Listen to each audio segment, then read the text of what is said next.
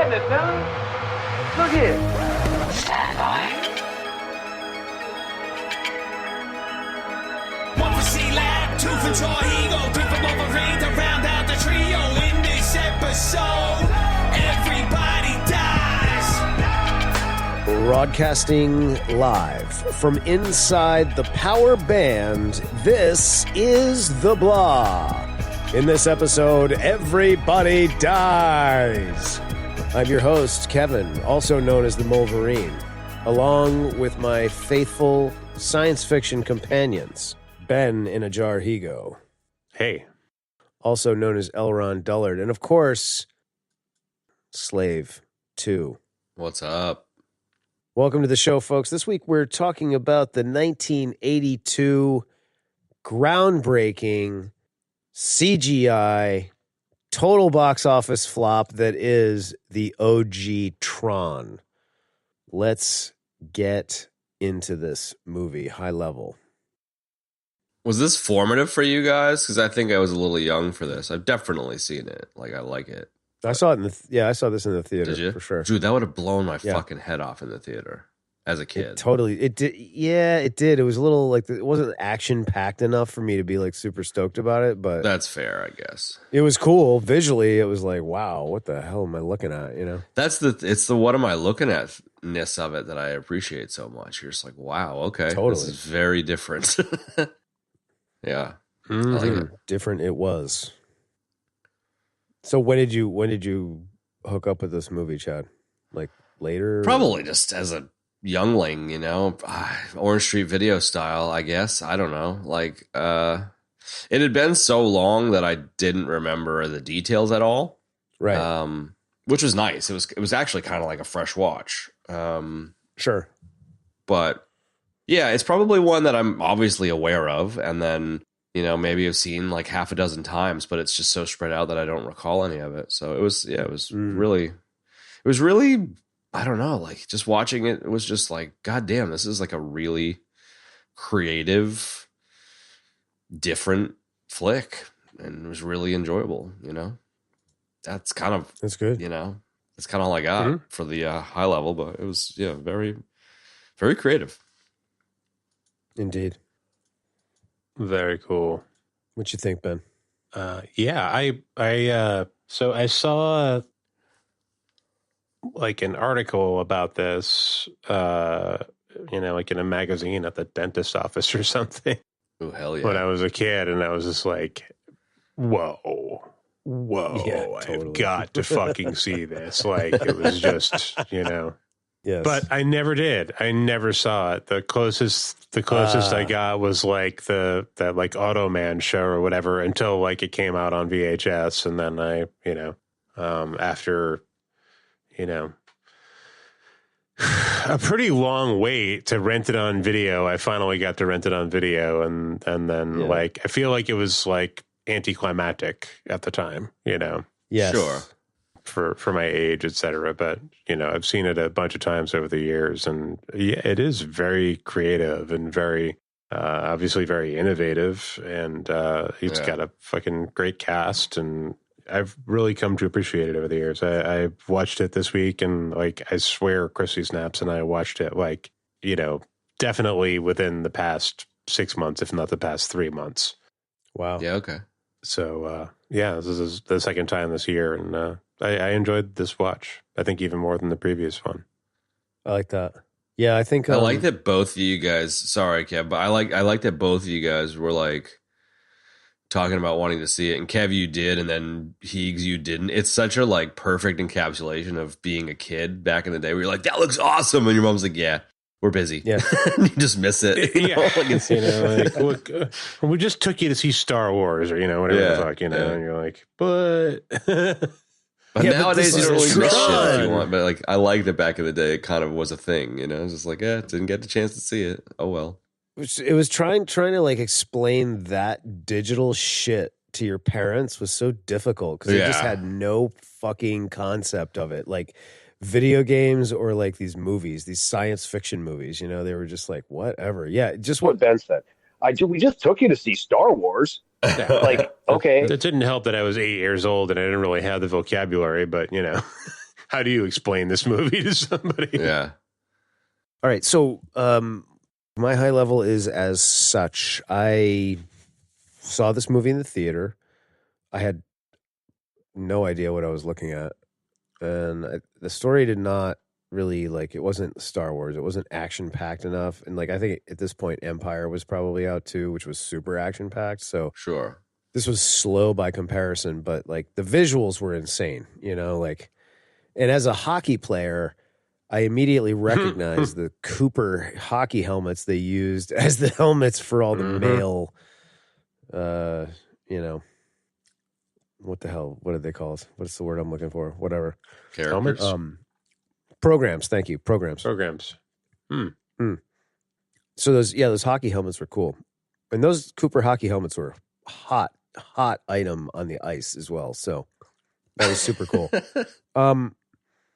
I have watched this, I think, in the last year. I kind of got on a Tron tear, I think, before Disney tanked. And then, I don't know. I just, I enjoy this. I enjoyed the viewing for sure. I hadn't, for some reason, I either kept forgetting about the beginning with Clue. Yeah. I don't know why, but when I watched it this time, I almost said out loud, is this did they Lucas this movie? You know what I mean? Because they made Tron Legacy, then they went back and made some Clue parts, because I literally do not remember any of that from any viewing that I've had over the years. Don't know. So that was weird, but it was cool to see because it made much more sense and gave the story a little bit more depth, which I liked. But yeah, it's Tron. It's a groundbreaking movie. I did a little bit of reading and was blown away to find out that it was a complete and total utter box office failure, and they released it not once but twice, and it was a failure both times. So I don't know. It's kind of crazy for such a groundbreaking movie. It's the first ever CGI. There was nothing out there like this at the time. Yeah, they got nowhere. So, I don't know.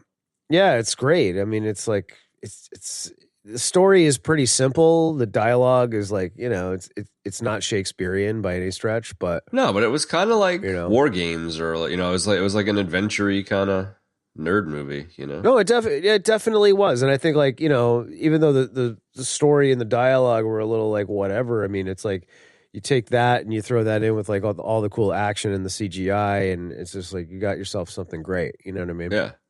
So yeah, thoroughly enjoyed it. And I was very happy that I was able to watch this on my phone on the Disney Plus account, which I thought I was completely kicked out of, but apparently it still works on my phone. So I was like, rah, rah. Oh, well, that's cool. There you go. No, I was literally typing in WhatsApp, "Hey, Chad, can you find me a copy of this movie?" And turns out. And I turned on my phone, I flipped on the Disney thing, and I was like, nice, dude. Smashed it. Tried it on the TV, and the TV was like, fuck you. Couldn't do the cast it to the old tube. No, I didn't even think to do that. Damn it. Yeah, my car. Right. Driving and watching movies. That's going to be your next podcast. Totally. This week on Driving and Watching Movies, I crash an 89 LeBaron while watching a movie from 1989. There you go. I'd listen to that. It's like this is the fucking Seinfeld show about driving cars around and getting coffee or whatever the fuck it's called. Yeah. Right, but instead you pick a movie to watch, you pick a vehicle from the movie, and then you drive in that vehicle while watching the movie, and then you crash the car. Yeah. That's the show. Yeah. That's a great crashing show. is optional, I think, but It should be optional, but it happens more often than not because you're not paying attention. That is great.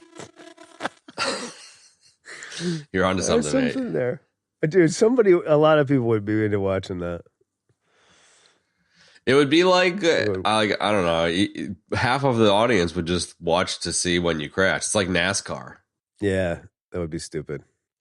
Well, I mean, hey, whatever. So An audience. if it's is an audio but- podcast, you can just pretend that you're driving. Oh, Yeah. it's all a sham. It's like those Instagram photos of private jets that are just like a little set that you sit on. You know, it depends. People, you know, you could claim it's like a role playing kind of a thing. You know, There you go. You could just do this. You could Adventure do the Zone, crash you know, with like you thought we were actually like traversing through like fantasy worlds. No, Yeah, right? dummy, it's a Come on. fucking thing. You could do like use sound effects to make. Yeah, the you'd have crash. like a Mexican radio station sound pad. Totally. Oh my god, Mexican radio station. I used to love it. I used to love to hate those fucking radio stations in San Francisco, man. Oh my god. I don't. Yeah. The ones that are It was like Mexican hosted polka. by Mexican Dracula. Yeah, no, it would be like I can't. I'll never forget one time, like the guys, because I used to put on like classic rock or some shit, but the dudes that I were working with, they were all Mexican, and they didn't want to listen to fucking Zeppelin. They all wanted to listen to their like polka love songs or whatever. So every once in a while, you're like, all right, guys, you can listen to your dumb shit. And it was like a talk show. It was like Mexican Howard Stern, and there was this like mom crying about her son on the radio. She was just like, oh, mommy, you know, like all, and the fucking host would play like fart sounds and like laughing stuff over this lady like crying, and they just be like, this poor woman's like son's in jail, and she's trying to like figure shit out on the radio, and the guy's just playing fart sounds. It's just like, fucking, all right, guys. My son was killed by the cartels. Yeah, exactly. And they're like, they're just like, okay. It's so brutal, That's dude. so So that's what your podcast would be like. There you go. Yeah, that's a close approximation. Thank you. Yes. We don't have the budget to get to simulate actually driving cars, so we picked up an old Mexican radio station soundboard on eBay. We don't have the budget for any of those other things. You're trying to make the car start up sound, and it's accidentally like, here we go. Yeah, exactly. Sorry, guys. Wrong. It's the Wrong button.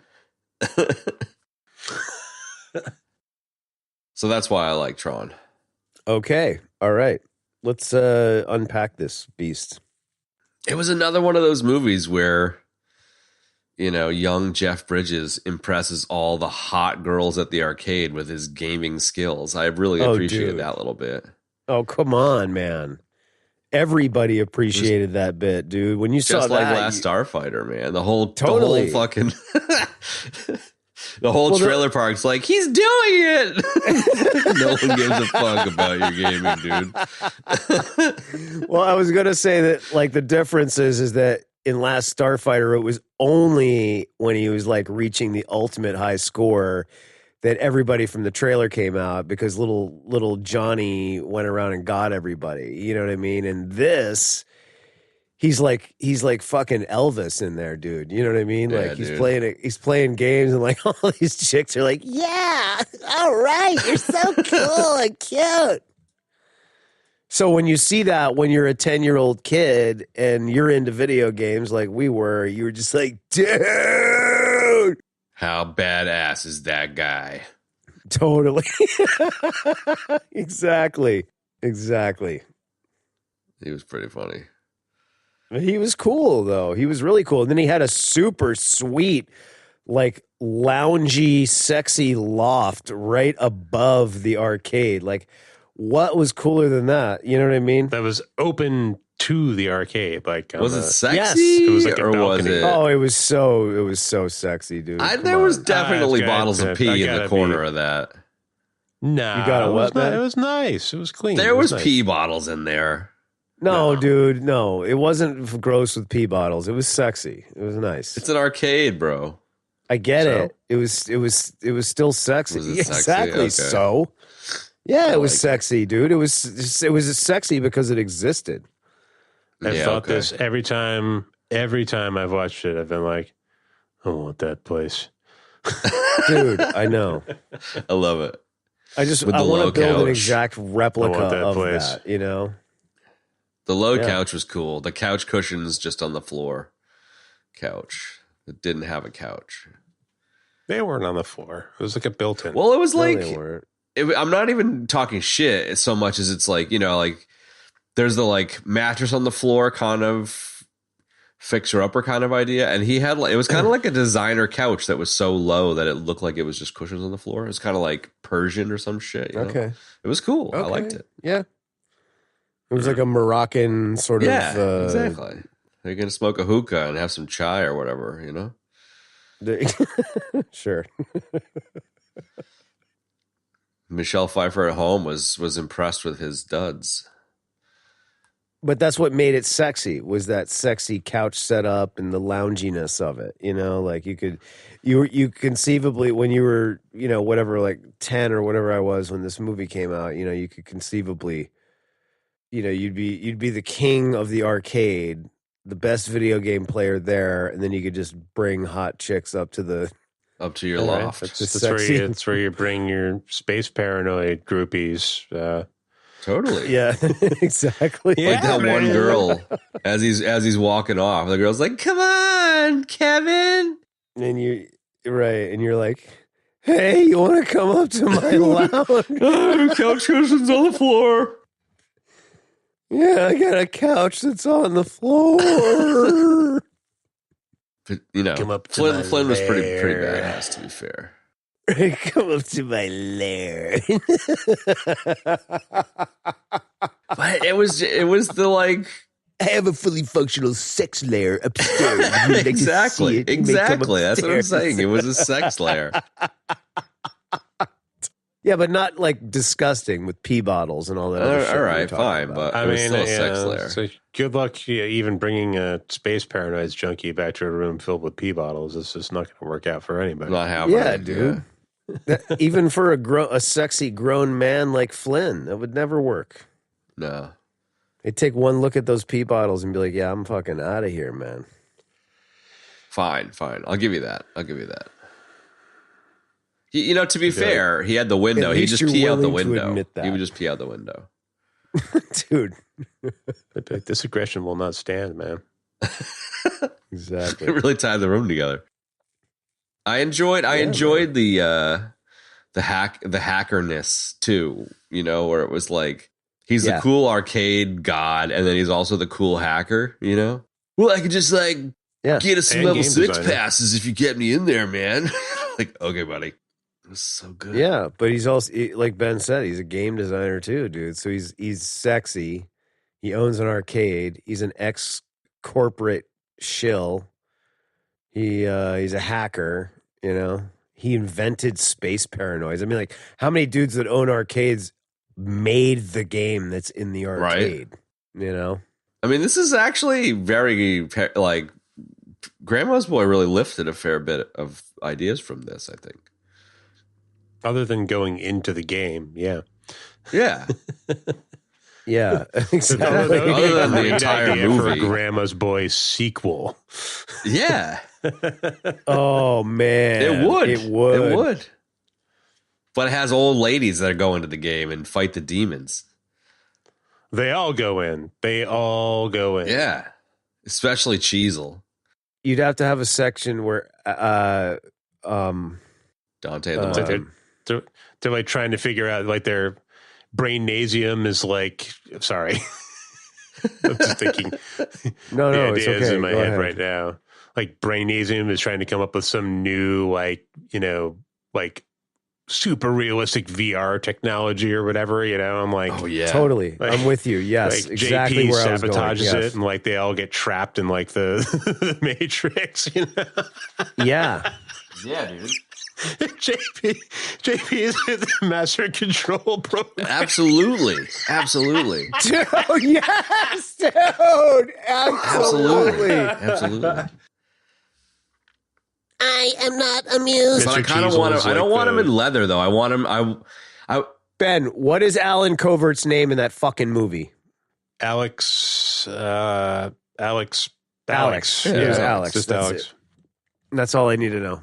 All right, I'm going to record my death for that. But what I've been trying to barf out was that you've got to have a segment where they go into the game and Alex has sex with Laura Croft from Tomb Raider, dude. Yeah, you would. Actually, you definitely would. Absolutely has to happen, dude. Come on, dude. After the whole thing with the action figure on the back of the toilet. And then absolutely. It's got to be the PS1 polygon Laura, though. If he doesn't have sex with her, like he has to bump into her and she has to be like, you fucking pervert. Yeah. You dirty bird. I know what you did. That's not an awkward breakfast. Yeah, there's lots of fertile ground there. Mr. Cheezel could totally be like the like dude that communicates with the world, you know? Yeah. Like the stationary old guy there, you know, like Lamont or whatever. Yeah, I never realized that Mobius did a bunch of the designs. It makes sense. It kind of has a little bit of a sprinkling of him. Oh, really? Interesting. I didn't know that at all. Yeah, him and no, I didn't know that. I guess so, or whatever. Now that I'm thinking about it, your mom. Yeah, my mom. After you guys went on a date, she made Tron. After we went on a date to visit the African basket people Meeting house, the African basket people on the Mosquito Coast. Remember meeting house? I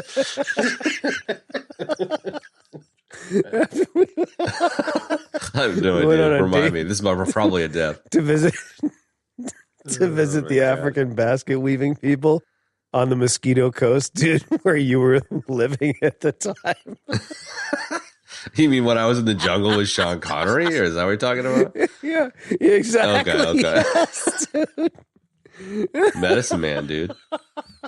Sean Connery. Mosquito Coast. Medicine Man.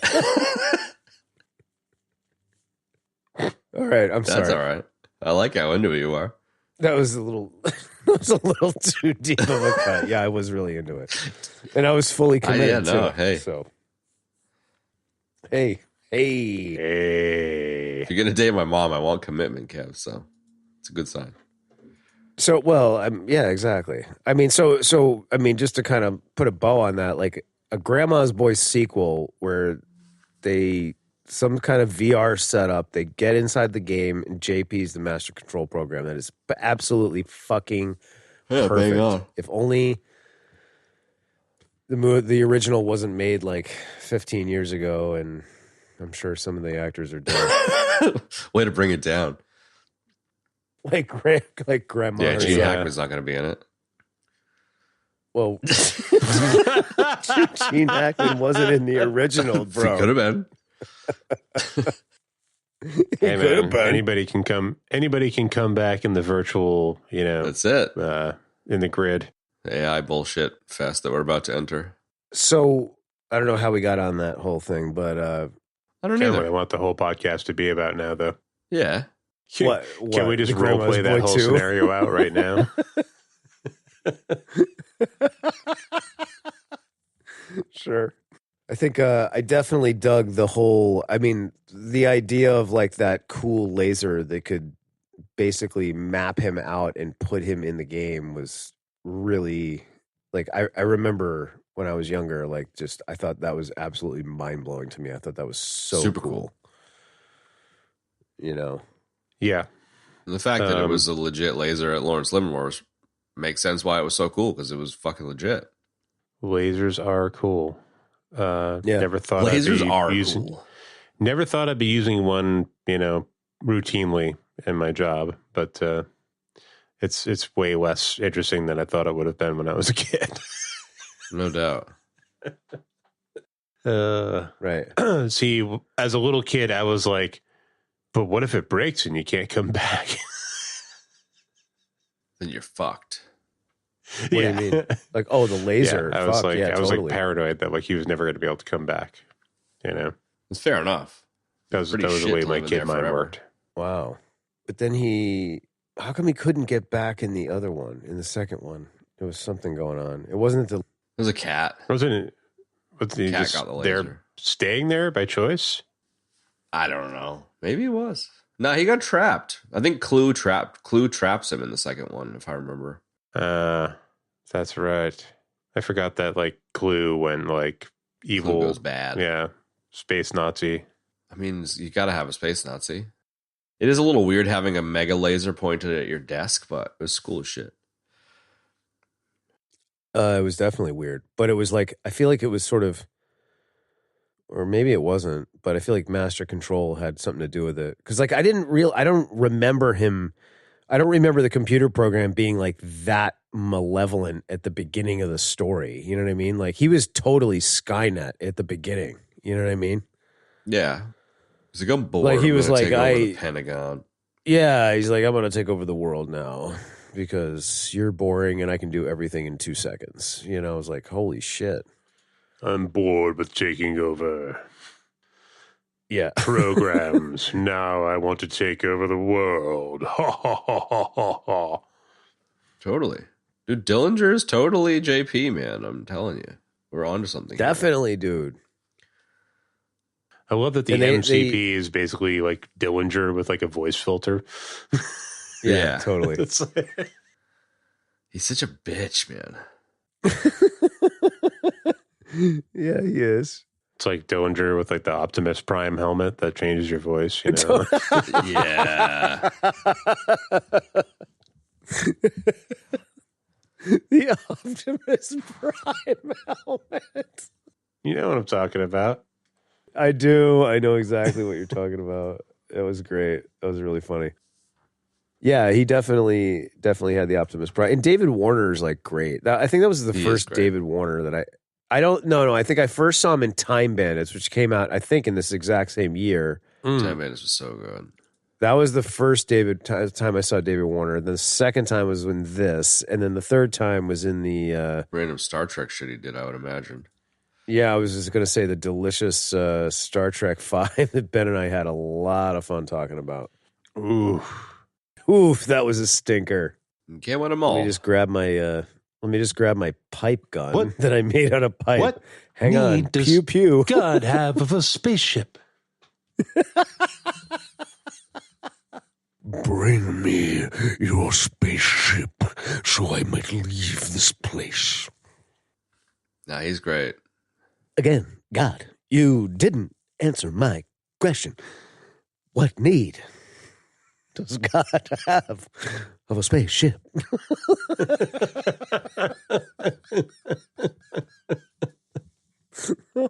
Look, that's like that line was like how like the movie was reverse engineered from that line, pretty much. I'm 100% convinced.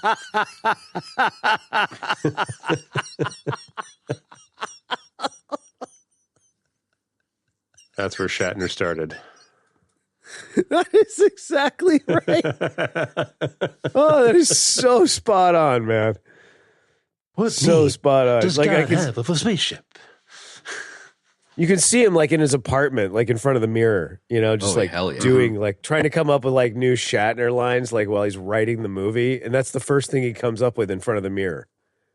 What need does God have with a spaceship? Now I can reverse engineer the entire story around that line. It was a close call between that one and beans and bourbon, an explosive combination. Spock, come on, sing. Row, sing, row your boat. Dude, his Rocket Man is so good. His albums are fucking hilarious. Oh my God. What are you talking about, Leonard Nimoy? Well, that too, but no, Shatner. Shatner's cover of Rocket Man is just perfect.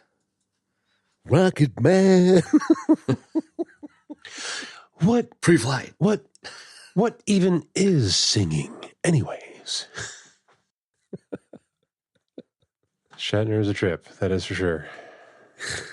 Oh man, that is like that statement perfectly sums up that entire film experience, dude. What, Tron? This movie was reverse engineered from one line of dialogue. Holy shit. What need does Anyway. God have of a spaceship? God, that was funny. Okay. Tron. All right, we got that out of our systems. Yeah, we got it out of our system. Okay, I'll stop.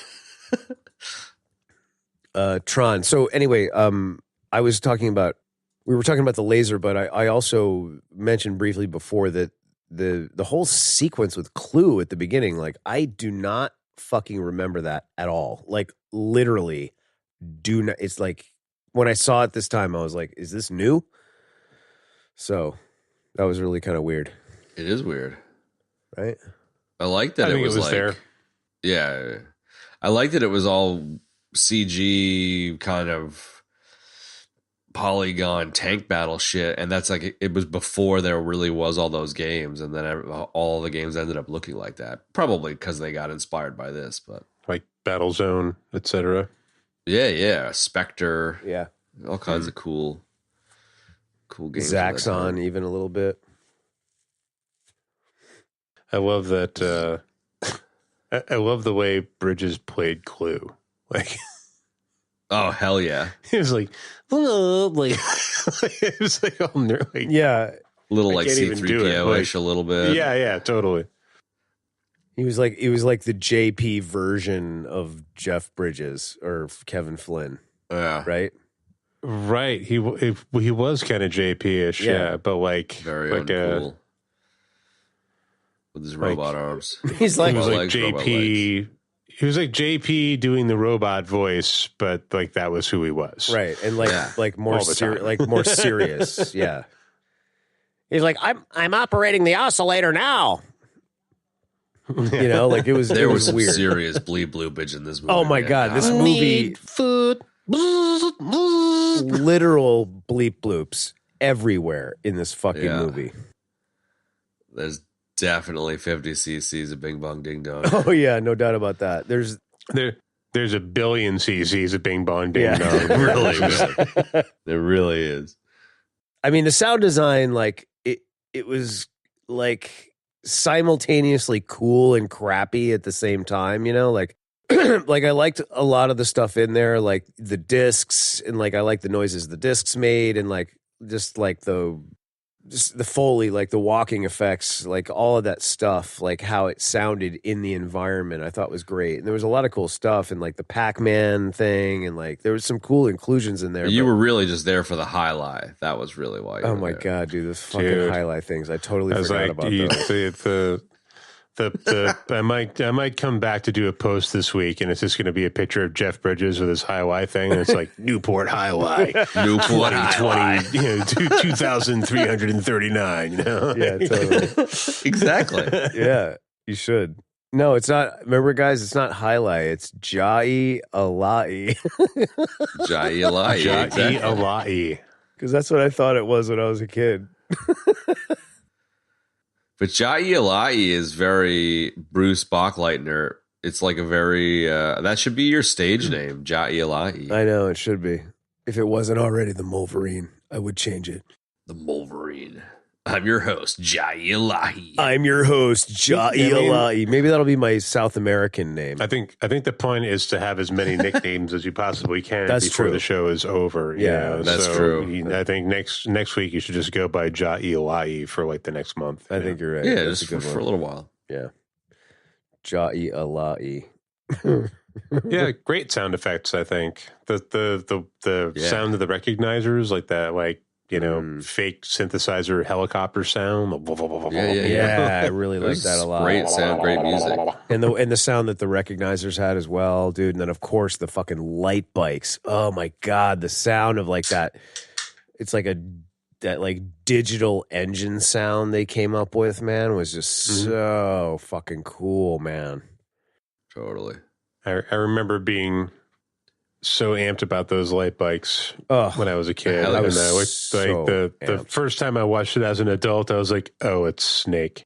it's Snake. I know. It is Snake. I know, it is Snake. it's multiplayer Snake. But I mean, you gotta admit, dude, that the OG light bikes from this one are even cooler than the ones they had in the second movie. Like the ones they had in the second movie were like pretty cool, but They were cool. I didn't like how they were like open air. You know what I mean? Like I think the cool thing about the light bikes in this movie are that, you know, they're fully enclosed. It's like a little super hyper aerodynamic pod. You know what I mean? Even though there's no air conceivably inside the computer. You know what I mean? Like that anybody's hypothetically breathing. You know? Like I don't know. The design is just so fucking cool, man. I remember when those things came on screen and I just freaked out. I was like, wow.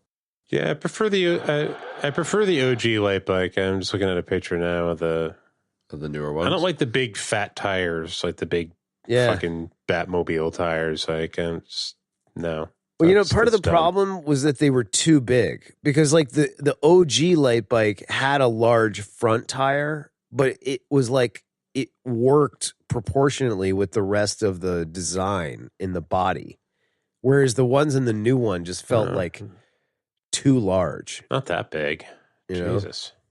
What? That's like the back wheel on the 82 bike was thin. You try and lean that fucking motorcycle. Jesus Christ. Yeah, dude, it's like the grind hard plumbing dude's bike. Right, exactly. You can't turn the fucking thing because the tires are too fat. The what? The grind hard plumbing dude? What are you talking about? Yeah, that's the stuff we were talking about. We've spoken about him a few times. It's a good YouTube channel. They make custom vehicles. Oh, yeah, when your buddy was our guest there for up in Sandpoint, for John Carpenter, the Idaho channel guys. Yeah. Exactly, them dudes. I haven't watched their new video about making a crazy trike. Did you watch that one yet, Benny? No, I haven't watched it yet. But it's like the ultimate Tron trike. It's like they're inside of a fucking. It's a drift trike where you sit inside the front wheel, which seems kind of silly because it's pretty silly because you don't actually get the benefit of the drifting at that point. The front wheel doesn't slide. But the monster chopper is very Tron-esque. Yeah, it is pretty Tron-esque actually. I don't know. I think I like that. Like, I didn't realize the front wheel of the 82 Tron bike is very big and the back wheel is skinny. Yeah. Because it's a cool design. It's wicked cool, man. Wicked pissa. Wicked pissa. I remember desperately wanting the toy. Oh hell yeah! Did they even make any toys? Oh yeah, a cool slot car kind of track. I would kill. I don't know if they did. I'd kill to have a Tron light cycle little model or even a statue of some kind. Totally. That would be a. Oh, dude, they have a light cycle ride, dude, called the Light Cycle Power Run, but it's only at the Shanghai Disneyland. Huh? I could go. Wow. I'll go. Right. I'll let you know how you know. Yeah. It's probably like a 3-hour flight for you. That's right. It could be cool. It's like take a puddle jumper up there. Yeah. Thrown in a fucking gulag. Ready, set, go. There you go. That could be fucking cool. Dude, why are there no images of this fucking... Oh, there we go. Oh, yeah. Shit, dude. Gotta get me one of those. Yeah. See, the thing is such a cool design, dude. Like, that fat tire looks good because the whole body just curves right into it, man. It looks so sweet. Well, they got videos of the whole ride. I don't need to go to fucking Shanghai. Yeah, right. You just kind of lean in your seat. Yeah. Totally. Yeah, those light bikes were wicked.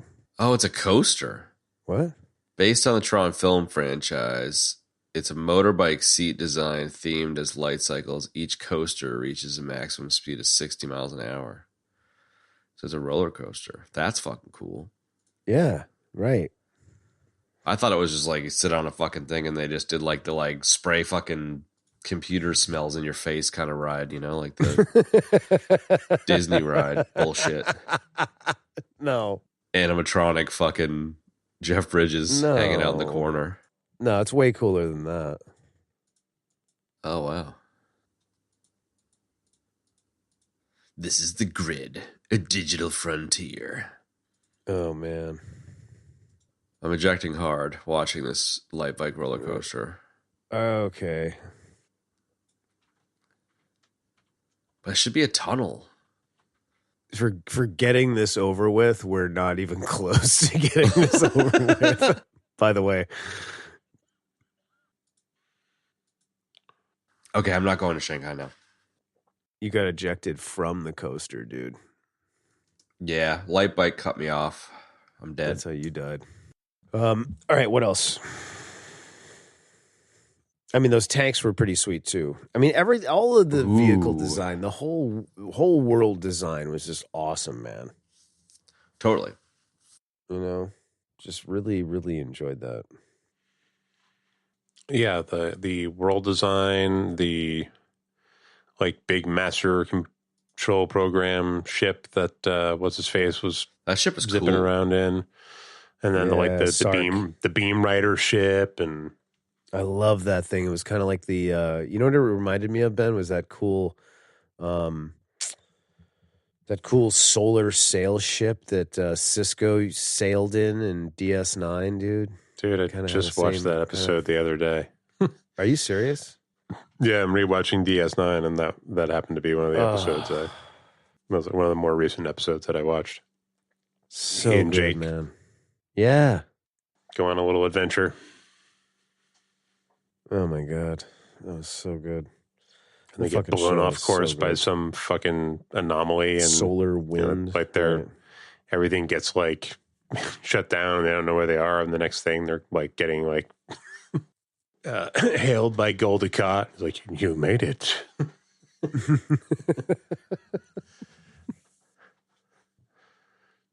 And amazingly, archaeologists have discovered that a ship very much like you're flying has crash landed many years ago on Cardassia. That's totally how. That thing was cool, man. And and the light ship had those sails were really cool. I like how that thing worked, man. Totally.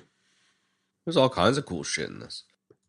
Yeah, it was really, really cool. That's why it was so disappointing when you saw the second one and they had basically the same exact ship and they were doing the exact same thing. It was like, oh, okay. Another one of those reboots, dude.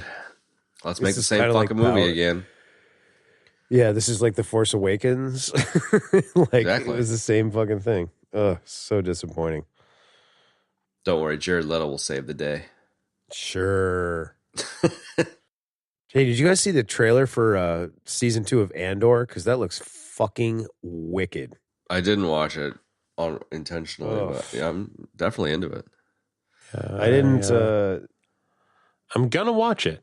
I'm gonna watch the show. Hell yeah, for sure. And I'm sure it will be. Well, I hope it's good. It looks really good. My first season Alma was sent great. the trailer to me the other day, and I was like, "Yeah, this looks like it's going to be even better than the first season." And the first season was great. It's a hefty bar to clear. To temper my expectations with all these things. I understand that. That is very reasonable. Very reasonable. I am hopeful. Totally. I mean, it was a great fucking season 1. No doubt about it. It was. Yeah, I'm more than hopeful. Fucking psyched. All right, let's find our mojo here. All right. So bits and bobs or that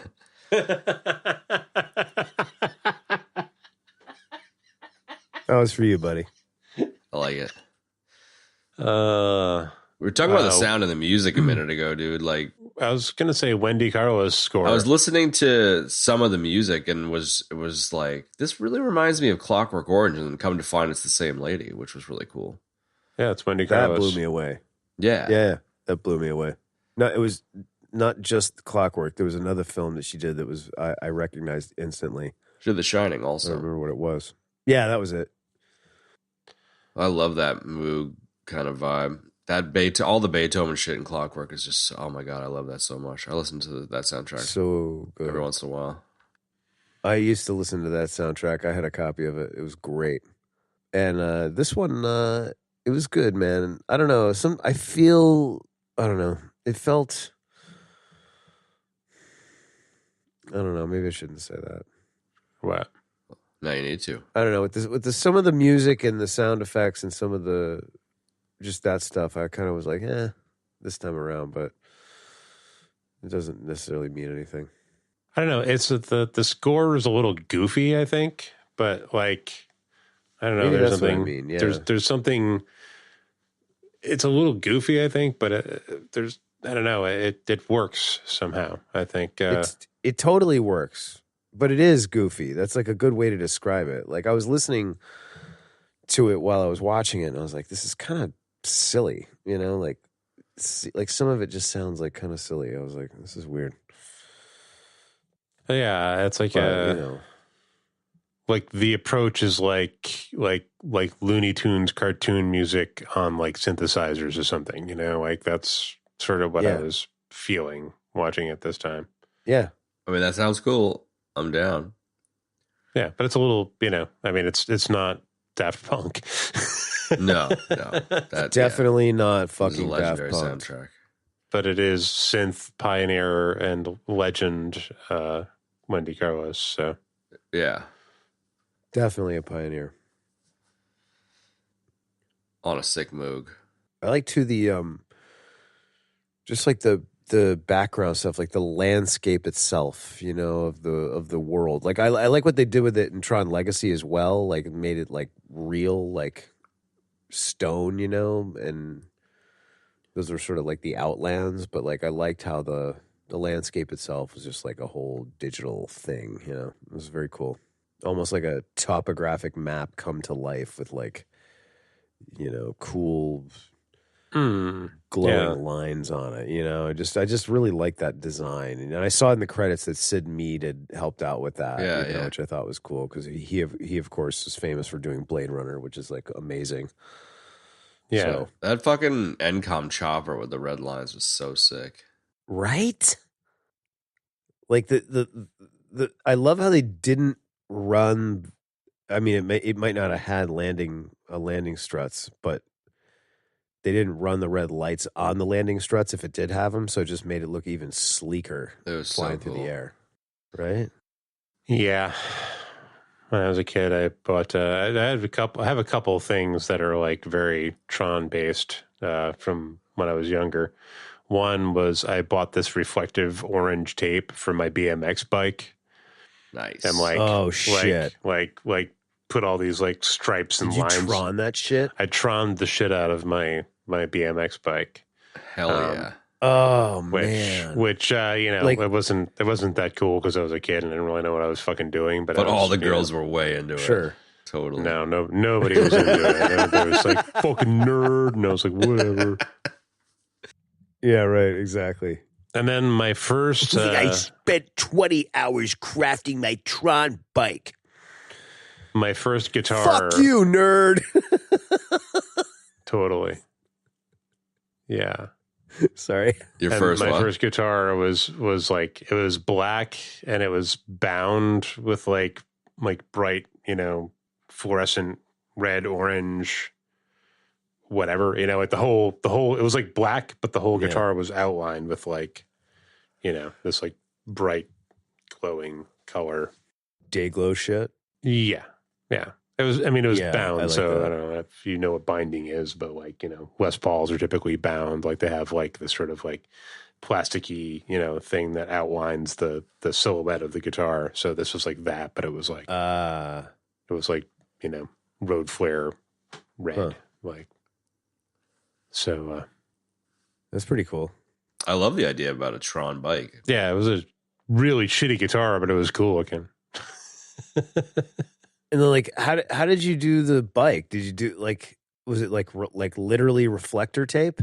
Yeah, it was like bright orange red reflector tape, and like the bike was like silver with like red tires, and I just like, you know, Damn, just put lines and stripes like all over the bike, dude, I remember when I first saw a bike with colored tires. all over the frame, you know. Yeah. And I remember when I was a kid, I completely freaked out when I saw that. I was like, red tires? Whoa! Totally. Oh yeah. I've been trying to find like beige tires for my fat tire bike forever, and I just can't. Damn. It's a bummer, dude. That's a shame. Should be able to get some sick colored tires if you want to, for fuck's sake. I haven't looked in a while. It's just like, and it's weird, like online, like there aren't necessarily a ton of places for shit like that, you know, like, Yeah. it's weird. But I'm probably just looking in the wrong places. Maybe. Maybe somebody in the community can point me in the right direction. Hook it up. Hey, there you go. You know, you could do a cool, if it lasted longer, it'd be even cooler, but you could do a really cool one with like that neon rope lighting. You know what I mean? Like those neon glow sticks, but like the rope version. Ooh. So if you got a bunch of those and you like right? You feeling me? You attach those. Like they definitely work really well for the wheels. And then you could get, you know, some other ones and just somehow like zip tie them onto the sides, the frame, and it would look wicked. Yeah, that's not what I'm looking to do with my bike now, though. But when I was a kid, yeah, that would have been I'm fucking not super cool. You could, though. I'm not suggesting you do it with your bike. I mean, now, if some dude. nerdy kid wanted to make his BMX bike into a Tron bike now, I would just get a bunch of those like LED strips and like some diffuser tape and like, you know, a couple of battery packs and just like hook it the fuck up. Yeah, hook it the let's talk about the cast for a minute. Yeah. I love that there was this movie. I mean, obviously Bruce Boxleitner and Jeff Bridges are in it, and then we also have Lacey Underalls from Caddyshack. We get the grandpa from Lost Boys as Lamont, and then we get Jason Voorhees.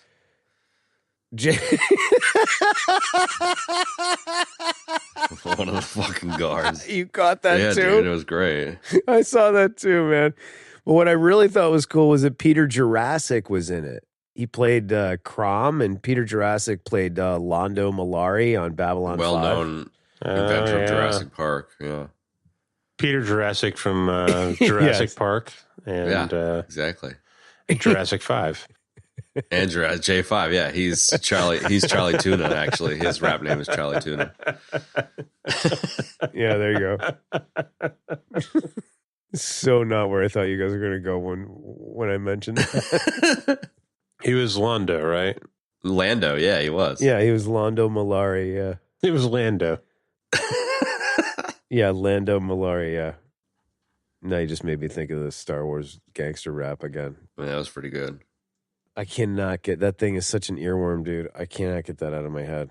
I've been literally walking around for 2 weeks singing that song. Use the force before intercourse, but Luke. Don't forget, bitches ain't nothing but hoes and tricks.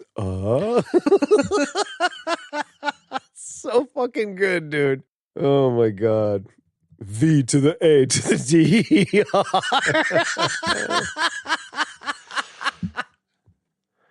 Fucking you up no matter who you are. Yeah. Oh god, it's so good, man. I bet there's a whole legion of like young nerds out there and probably never even heard that motherfucker. Back Like when me. folks used to rap like that. I know, right? Oh, it's so goddamn good, dude. Luke, use the force before intercourse, but Luke, don't forget. That's like my. That's usually what I think of when I see Obi-Wan. Now, that line. Of course, you should do what you feel is right. Not bad. Shut the fuck up, man. Leia's my sister. All you're gonna get is a beat off blister. Oh, you're just jealous because my black dick's thicker. Tell him, Chewie. The Jar Jar verses are so fucking good. great. Dude. Oh, they're so good. And the 3PO, the whole thing, it's just it's good. It's really good. That and the fucking Nerf Herders by the Younglings. Those two things are like the best. The what now? The Nerf Herder by Younglings. You never I saw don't know. that? Search that up on YouTube. It's great. It's another little rap song. I've dude. ejected enough today, but I'll check it out. We ejected a long time ago, and we've never We gave up on this movie. we never hour reinserted It's ago. an it. entire, yeah, I mean, it probably deserves better from us, but It does. this is, It does. I agree. But here we this are. is what, this is what's inside of us tonight. So This is what it is. Here we This are. is what- This is what happens when you get three tired people. Yeah, so Granddad from Lost Boys, Lacey Underalls from Caddyshack. I totally forgot she was in this, man. Cindy Morgan. Yeah, that's Cindy Yeah, Morgan. I Sorry, presume. and I can't remember that guy's name. Bernard Hughes. Okay. And then, of course, Peter Jurassic, also known as Charlie Tuna. Also, Yeah. from such hits as Jurassic Park and Jurassic 5. Soundtrack by Jurassic 5. You may remember me from such films Precisely. as... Yeah. He started both of those things. Yeah, he's founding member of Jurassic 5. Wrote the script for Jurassic Park. That's All the Jurassic Park dumbest movies. Fuck. That is the most like we're 10 watching Tron joke ever. Hey, joke's gonna joke. Peter Jurassic You know? as Peter Jurassic as Richard Attenborough in Jurassic Park. In Jurassic 5. J5MCs. And he has that crazy accent from Babylon 5. I've been growing these dinosaurs here at the park. his like vaguely Eastern European Londo accent. Yes, quasi, because that's what people in Alpha Centauri sound like. Yeah. I'm an alien, and strangely enough, my hair looks like Georgios Tsoukalos. You see, on Alpha Centauri, our hair looks like Georgios Tsoukalos from Ancient Aliens and Ancient Because Earth we're Program. aliens. And we look like humans, but we speak like we're from Eastern Europe. Fucking ridiculous.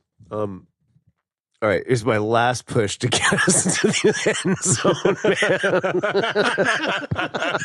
man. My last attempt. It's like Ben and I are giggling. I know Chad's been on the internet the entire time. Surely there's a Count of Monte Cristo fucking reference we can pull in here to get me back. alienate me and get you guys back together. I don't know. Kings to you. That's a good one. All right, so I mean, I will say this: like performance-wise, like everybody was like perfectly serviceable. I gotta say, like the person I like the most, like who I really think. I mean, David Warner's really good. Like he plays essentially three characters, and he does a really good job. Mm-hmm. But I really like Bruce Boxleitner. Like he's really good in this. Like I always thought he was like super committed, you know, like in everything that he did, you know, because he was on Babylon 5 as well, oddly enough. And He was. you know, all the stuff he did, he was always, he's like one of those actors who's just like he's full in, man, you know, and you can just tell he's in. You know, even when I saw Tron Legacy, it was like so great to see him again, dude. He's just like super committed and super committed to the Tron character, man. And I really like that a lot. He just did a really good job with it. You really just feel that shit coming through the screen, you know? Yeah. It's not to say that the other actors weren't like that. Like Cindy Morgan certainly was. Definitely feeling that from her. Of course, Bridges, you know, but I don't know. Something about Boxleitner, and he just like, he really like gets the kind of like nobility of Tron. Like Tron is kind of like a superhero of like the master control program, you know, or the system rather. Yeah, man. You know, and he acts that way, and I like that. You know, like it really shines through in the. Yeah, Tron is like is the real protagonist of the story. Exactly. He's like the freedom fighter in that world, you know. I really love the part where he goes in to see starts with an L. Lamont. And he goes in to like make contact with like Alan, you know, and that whole sequence there is like really fucking cool where he like, you know, he goes and goes onto that cool platform and like, you know, holds up the disc and like the disc goes up and like, you know, Alan 1's like gives him like the mission, you know, and like he's just like fucking pumped after it, you know. He's like, yeah, the user gave me something to do, you know. I don't know. Very, very cool. It was cool because it's almost like like symbiotic's not the right word, but like there's just like a cool kind of, I mean, in computer parlance, it's like you're going to command your program to do what you want. You know what I mean? But like he puts like this cool feeling into it, that just makes it seem like something more than that. Like you said, he's like super loyal and enthusiastic about it. You know what I mean? And he's like carrying out that duty with conviction. I don't know. That's what I pull from it, and I really like that too. They make it like the users are their gods or whatever. So and then that's sort of like his experience of that. Even though it's kind of silly to us, like that's his experience. So yeah. Like he has this religious moment in Lamont's transmission tower, with Alan 1. And I don't know, just like that scene is cool though. Like the way they did it is really cool. But I like that it's rah-rah, It's like Alan, like what it actually is Alan like typing a command into the computer. He's not saying shit. He's like picking his fucking nose, typing in like command fucking C, but it comes through as this like rah-rah speech, which is really cool. Like it comes through as it comes through like the battle plan for the Death Star, Yeah, exactly. And like resplendent with like, graphics, etc. But I like and it's rah-rah, and I like the way they made his voice sound like squelchy, like it's over like AM radio, and I also it's not C. It's like the way they do hacking in this movie is like one of those old school like role playing games, where it's like you come to a door. What do? Yeah. I open the door. Turn left. Right. Yeah. Head south. Yeah, text-based adventure. Totally, man. He's like, hang on, let me just hack this thing. I was like, open up. Password is I'm great. Yeah. Okay. Open sesame. Yeah. Melloch. Nice. I like it. I was like, what? Oh, okay. Gandalf. Dude, yeah, let's do it. Belloc. What else, man? You shall not pass. I liked when they all got cracked out on the oh, sorry, there's what? I saw a great meme, and it was just Gandalf and the Black Knight from Holy Grail, like facing off. There you go. I like that. None shall pass. You shall not pass. None shall pass. I move for no man. It's just like an endless loop, dude. Yeah, pretty much. Yeah. You shall not pass. What else?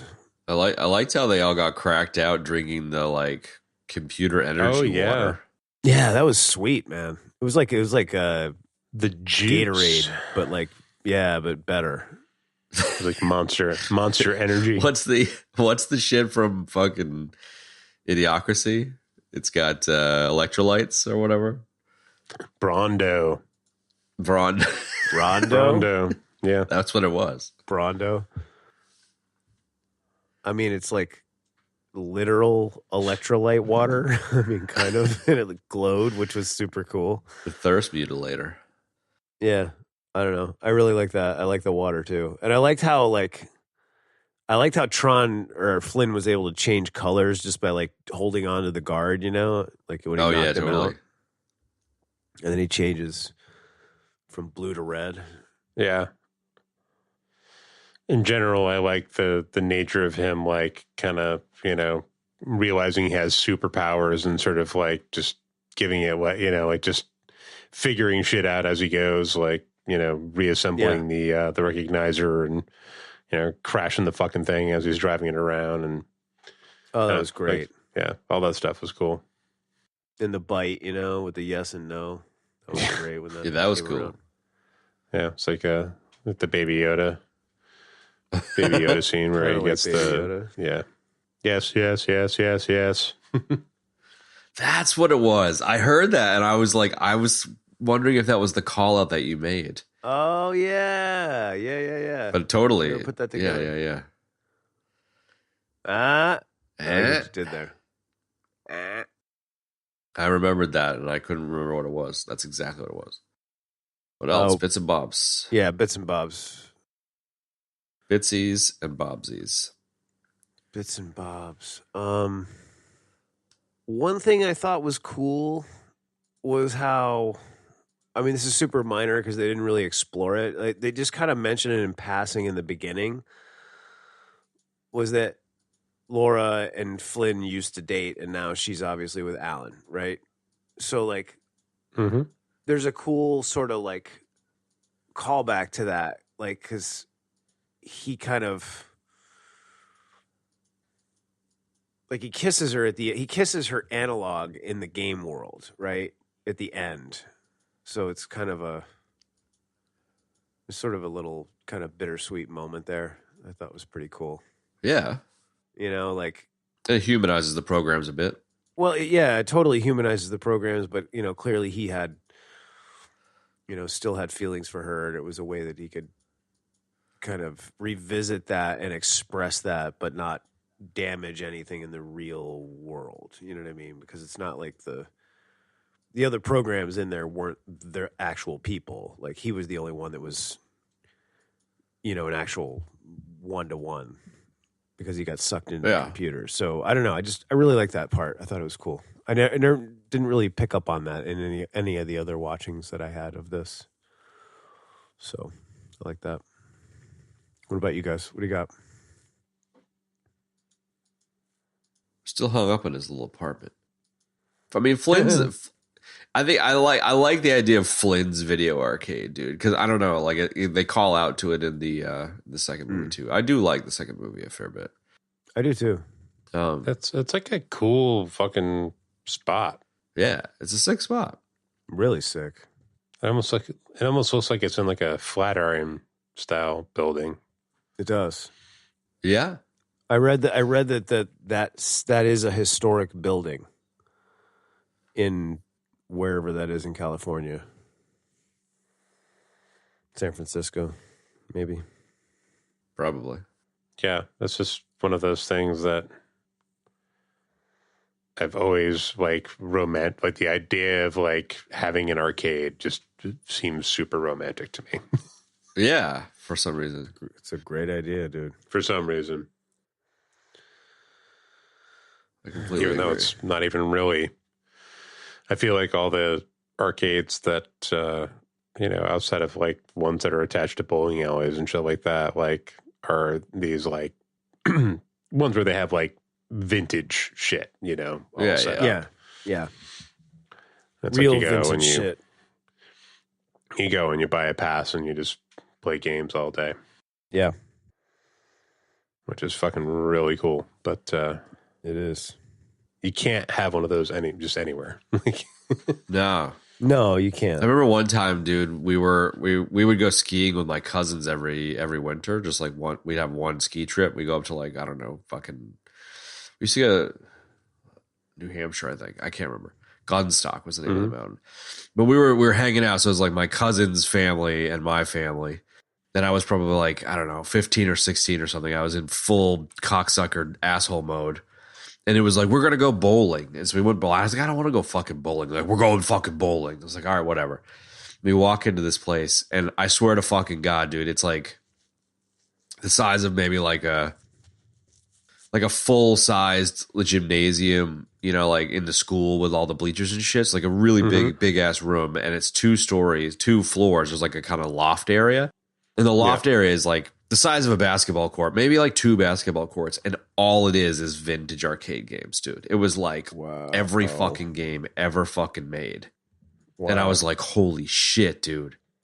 And I was like, I want to go play these games. And my dad was like, you're not playing the fucking games. We're playing bowling. And I was like, fine. I would like throw the fucking ball. Like I didn't give a fuck. I wanted to go play these games. And they wouldn't let me. My dad got so mad. You know, he was going to like fucking beat me with a bowling ball because I was being such a prick about bowling. You know, like we went to this fucking like this was like the legendary arcade, dude. You know, like it's never seen anything like it. This is like 1995 pre-internet, you know, like it's like you walk into the legendary comic book store or something. And we went there and Like, played bowling and left. And I look at didn't play a comics, we're here single to- fucking game. I didn't get to play one fucking game at this place. You know? Oh, man. God, that's disappointing, dude. Like I get it. I get my dad being so furious. He just wants to fucking play a game of bowling with his family and have a nice time because they spend a bunch of money. And I'm just like, fuck you. I want to play fucking Galaga, Dad. You know? Yeah. Oh my god, dude. So yes, it's very romantic. It's very romantic. I think it's fucking cool to have a little arcade set up, man. And especially like there's- Flint's. Like that place was super sick. There's lots of them dotted through like I'm sure there's probably some everywhere, but I know like the vintage gaming thing is really big, but in particular in like the Midwest, and they're dotted all over the place. Like there's these really cool like places that just have all these old machines. Yeah. And it's literally like you just go in and like, you know, pay a flat fee and then you can just play games all day and drink That's beer so and eat sick. pizza and like, yeah, it's like I would seriously like do that, you know, like I would go on like a vacation to just like and rent a hotel near one of those places and just like go there for like a few days, you know? Yeah, dude. There's a place called Barcade somewhere around here in the Northeast. This is exactly that. It's like old arcade games and booze. It was Good stuff. it was else Ethan's do you need? birthday a couple weeks ago, and I got him a little gaming handheld. I don't know if have you got into that stuff at all? Like what are you The old what are you talking handhelds? about here? Yeah, I'll share with you. You mean It like was this they have little one at So, one at I was Walgreens that watching- has like 200 old games on it. Is that the one you're talking about? No, dude. This thing's like, it's called the Miu A30. It's like $50, and I put like 1,000 games on it. Oh, so yeah, I know fucking what you're cool, talking about. dude. Yeah.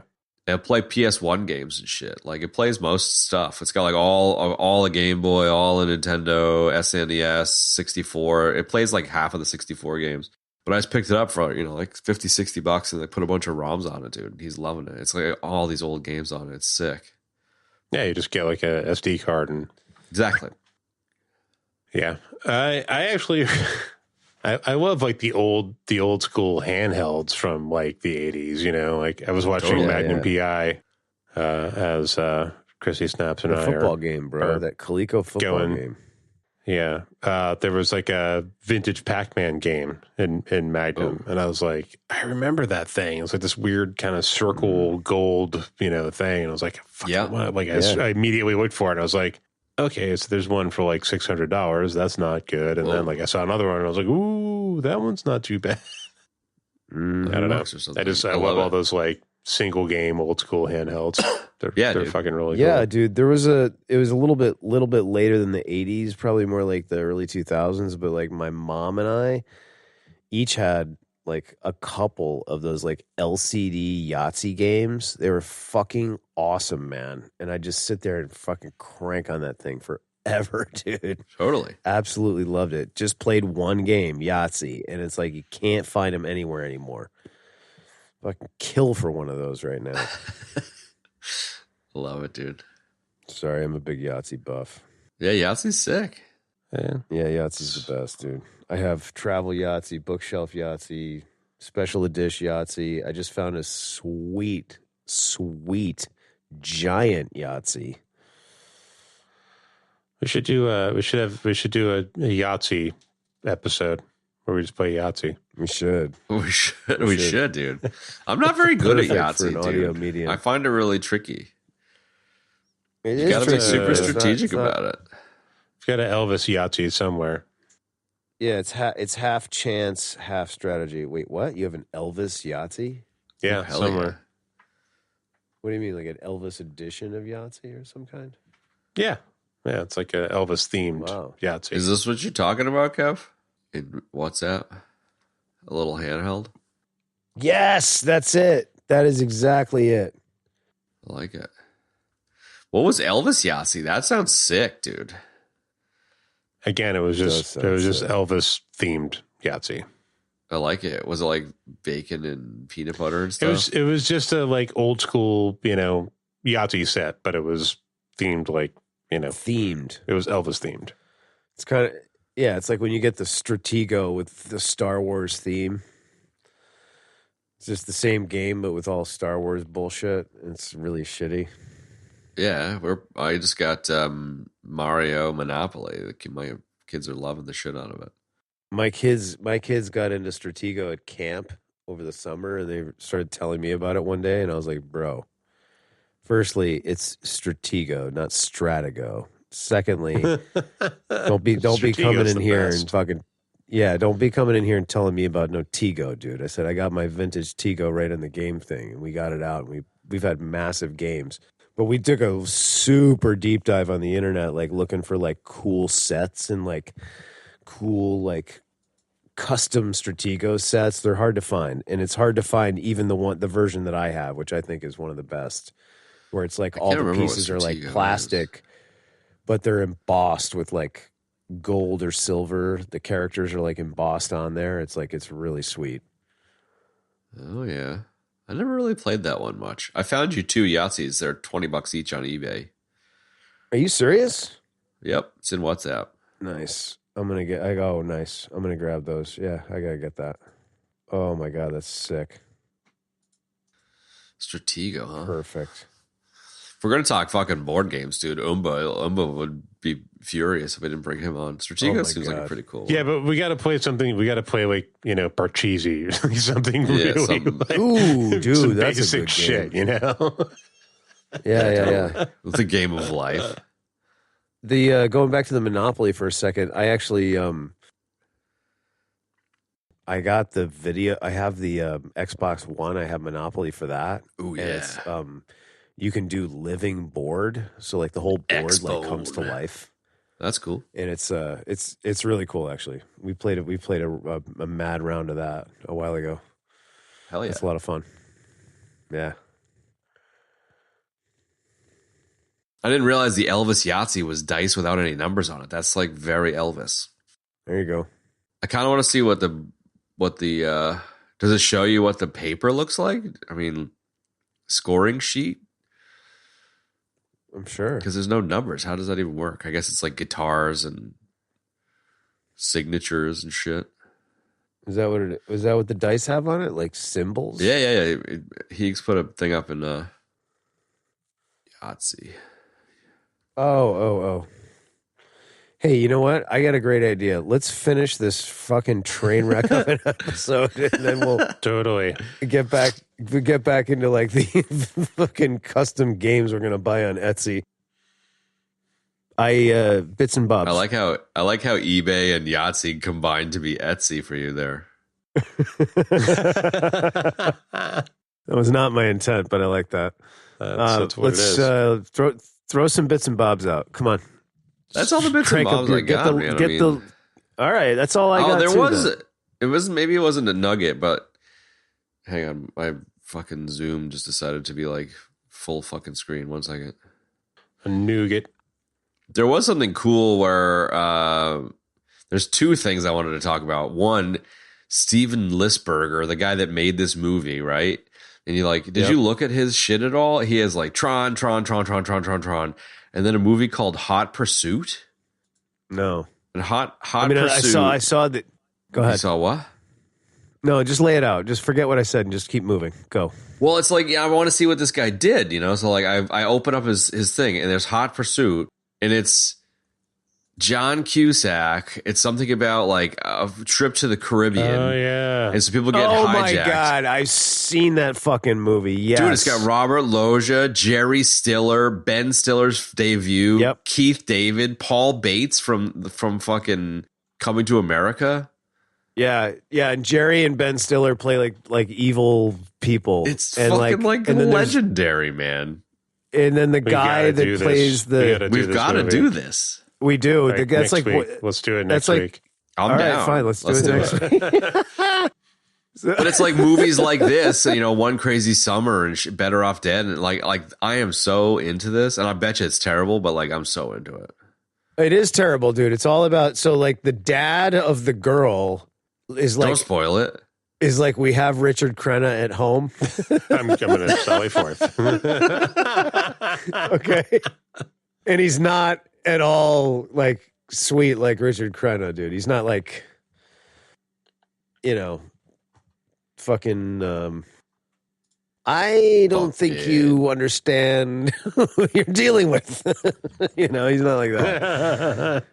Right? So and I'm not, this is not a spoiler, dude. Just the I think Keith David is in it as well. And then He is, yeah. there you go. And then you got John Cusack just basically is running. Like he's just running around and out of breath like the entire movie. Like that's all I remember so about the into movie. it. I've seen it more times than I care to admit. I love it. I love Let's it. do So it. it's just like Let's the do it. dude's only done Crappy- Tron movies and this movie, and it's just hilarious. Yeah. I love it. Tron, yeah. So we're gonna do crappy '80s Hot Pursuit. All right. Let's just this is like I swear to God, dude, I don't think we've ever had an episode that was like pulling teeth like this. This is like pulling teeth. Do we have It's pretty bad. Do we have any fucking nuggets or no? I got Anybody? one Yes. nugget, which was so the movie was written by this guy, Steven Lisberger, and Bonnie McBird. Yep. And so Bonnie McBird evidently has a story credit for this, where it was her original idea, and she was married to Alan Kay. So I don't know if you guys know Alan Kay. You must, like it. You mean from Yes? He's like, no, Oh, Alan No. Kay, the He computer guy. Yes. The computer guy, yeah. He invented the fucking graphical user interface and like essentially like was one of the progenitors of the laptop, So like I just like the idea that it was like Alan Kay and his missus who kind of like proto came up with this idea for this story. Like it's just a very cool connection to like legendary computer scientist Alan Kay. So it's not really a nugget so much as it's like an anecdote nugget, but it seems like his wife, made this story and then it got kind of taken away and she got like a kind of story by credit and Lisberger rewrote it for, what it ended up becoming. But it's just kind of some cool pedigree there. There's a lot of cool pedigree and like sort of firsts here that sort of tie in with like the computer world and the computer age for that matter. Sure. Yeah, definitely. That's a good one. I think Yeah, watching it, I was wondering if we had talked about this during Last Starfighter. But was this like another Cray Oh. project? Yeah, I wonder. It must have been. Like, it was the only thing that had the juice. I mean, at the same time, though, it sounded like... I read a bit of the shit that was in Let's Not Make Nuggets Fun Again, and it seems like it was very hand animated.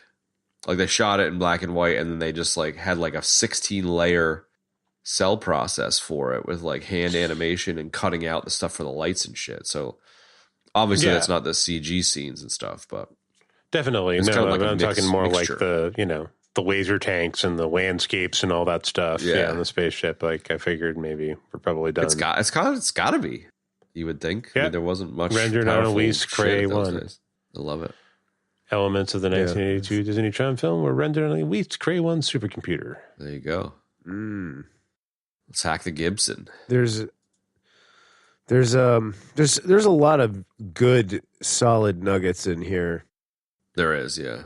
Don't take that the wrong way. Let's Make Nuggets Not Fun. I'm not complimenting you in any way. You haven't redeemed yourself in any way. It just so happens that the movie has a lot of nuggets. Fucking piece of shit. But that was not a nugget. That was a I don't nougat. know. And nougats are fun. A Yeah, nougat. nuggets are fun. I thought it was cool. Like, Ted I'll just throw this Nugent. little one out. This movie was a major inspiration for John Lasseter, which is pretty cool. That makes sense. Yeah, which not surprising, but it's just cool.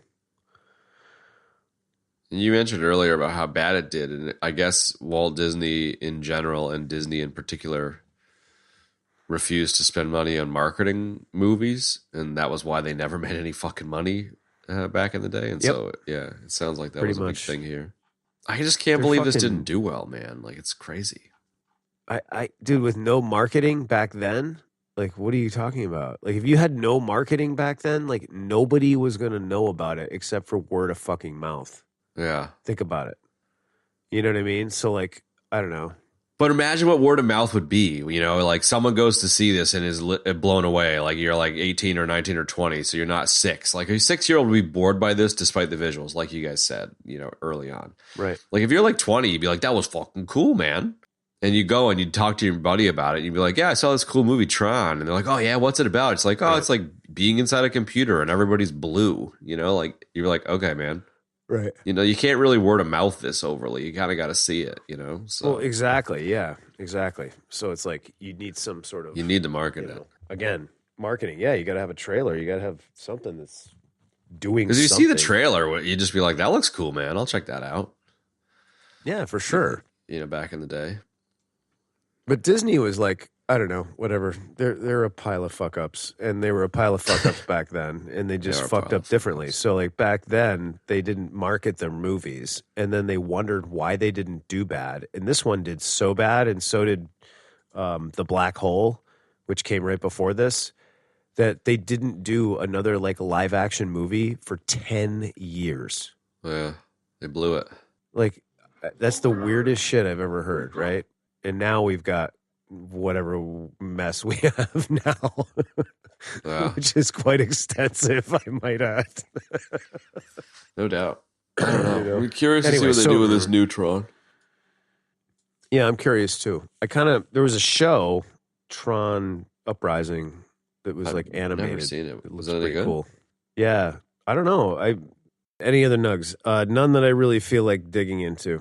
There's a lot of great ones out there. So for all of you folks at home, there's plenty of interesting lore about this movie. So check that out. Yeah. Deaths.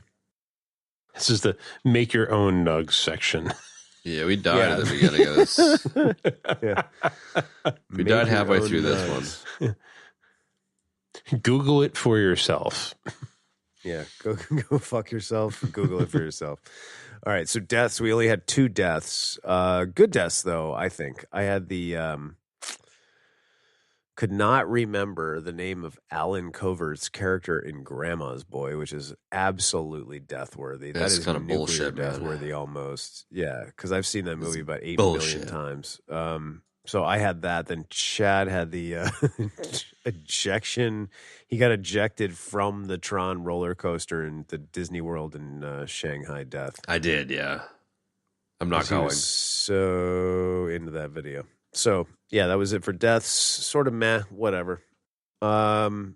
Recommendations. Would I recommend this movie if you're a science fiction fan or a nerd of any level, class, or rating, and you haven't seen this movie? You are officially dead forever by decree of the Everybody's EBD. seen this. Whatever, dude. Just let me Whatever. have my moment of villainous glory. Go for it. That's it. Yeah, same. Die. It's worth revisiting for sure. It's fucking great. It had been a very Check long it out. time Yeah, for me, if you so it have- was a fresh watch. I reckon it'd be like that Yeah. for many people. It's worthy of a fresh watch. It's better than Well, I would say, it's better than grabbing something random and hoping for the best. It's worthy. It's worthy of your time. Well, not only that, but I think if you haven't, especially if you haven't watched it in a while, you check it out with some fresh eyes, with a few years under your belt, you'll probably appreciate it a lot more too, which is cool. Yeah. And pick up some more nuance and some more layers in there as well. So anyway, Benny. Yeah. More of the same. Absolutely worth your time. It's the visuals alone are groundbreaking Totally. and worth your time. And, the soundtrack's great and the sound effects are great. And, it's got a great cast and absolutely worth your time. That it is. And Mm-hmm. how? And how? Well, next week we're doing Hot Pursuit. You haven't even asked me yet, but that's what we're doing because it looks too good. Okay. It's too legit to quit. Chad, what do we Yeah, it's too legit. What are we doing next week again? So I'm with John Cusack. Hot Pursuit. Yes, Hot Pursuit. The yes. only other movie that's not Tron from the guy that came up with Tron. That's right. So get Robert excited for Loggia, that, folks. Jerry Stiller, And- Ben Stiller, Keith dude. David, Paul Never. Bates. I'll never say no to some Loggia, and I know Benny feels the same way. So bring it. In like Flynn, pun intended. Always Right. angry Loggia. Oh, God. The best. So fucking good and over the top, dude.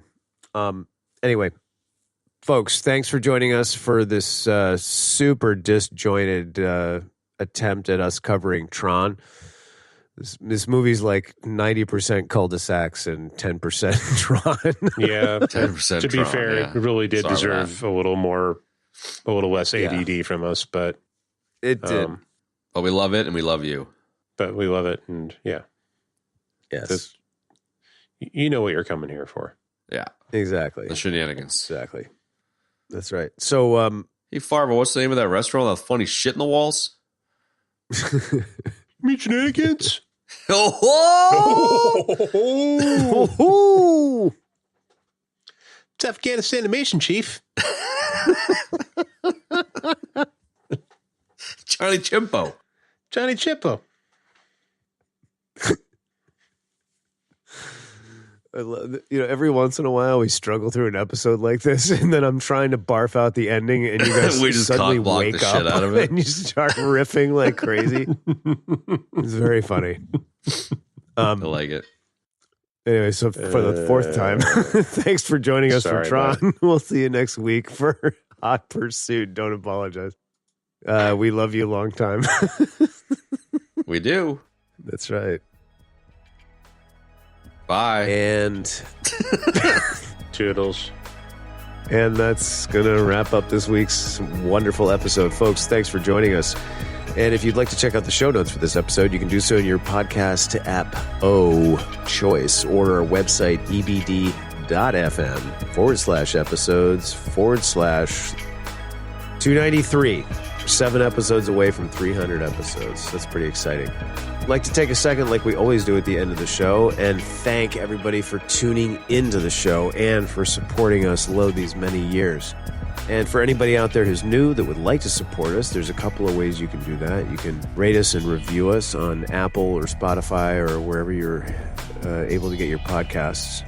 You can also tell people to check out the show. Word of mouth still is king, kind of like cash. So tell people to check out the show. And then, of course, if you want to buy us something or give us cash, you can do so on Patreon, patreon.com/EBD podcast. I think that's it. Oh, social media. Or send us camel cash. Yeah, or send camel cash is way more valuable than real cash, so send that, please. And then, of course, if you'd like to join us on social, you can do so at EBD Podcast on Instagram. And that's about it. Thanks for joining us for Tron. We'll see you next week for Hot Pursuit. Bye. One for C-Lab, 2 for Tron Eagle, 3 for Wolverine to round out the trio in this episode. Everybody dies.